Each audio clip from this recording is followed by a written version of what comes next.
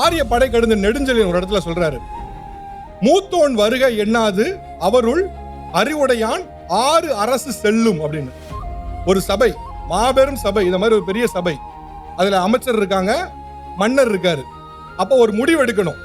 என்ன முடிவு? அடுத்து என்ன எப்படி போக போறோம், நம்ம அரசை எப்படி நடத்த போறோம், நம்ம ஊருக்கு அடுத்து என்ன செய்ய போறோம், ஒரு முடிவு எடுக்கணும். அப்படி முடிவு எடுக்கும் போது மாபெரும் சபை இருந்தா கூட அதுல யாருப்பா சீனியரு ஏவா அப்படின்னு கூட மாட்டாங்க. மூத்தோன் வருக எண்ணாது அவருள் அறிவுடையான் 6 அரசு செல்லும் அப்படின்னா மூத்தவன் யாருங்கெல்லாம் இங்க பேச்சே கிடையாது. யாருக்கு அறிவு இருக்கோ அவன் தான் மேட்ரு. அப்போ ஒரு அரசும் ஒரு அரசனும் யார் பின்னால போவாங்க அப்படின்னா, யாருக்கு அறிவு இருக்கோ அவங்க பின்னாலதான் போவாங்க. நீங்க அப்படியே இங்க ஆப்டா யோசிச்சு பாருங்க. இன்னைக்கு ஐஏஎஸ், ஐபிஎஸ், ஐஎஃப்எஸ், ஐஆர்எஸ் ஆபீசர்ஸ்லாம் இருக்காங்களே, இவங்கெல்லாம் யாரு? படித்தவர்கள்.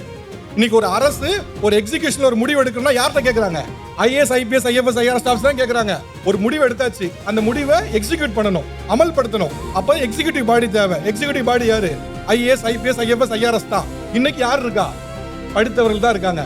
அன்னைக்கு அரசங்காலம் தொட்டு இன்னைக்கு அரசு வரைக்கும் படித்தவர்களுக்கு தான் மரியாதை. அதனாலதான் படிப்பு அவசியம்னு சொல்றாங்க.